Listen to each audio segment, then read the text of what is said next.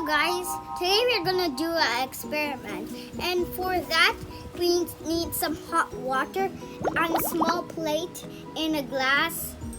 You can also use a glass jar, and we need ice cubes. Now to start with, we need to pour the hot water into the glass.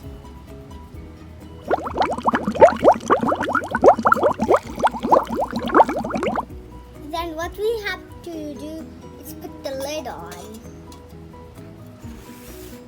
Then take the ice cube.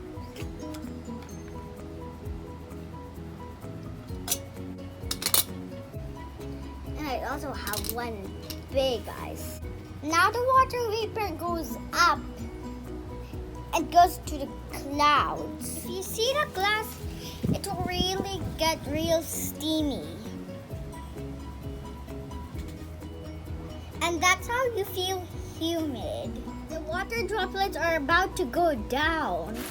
I saw one water droplet. And that's how the rain pours from the sky. That's our experiment today.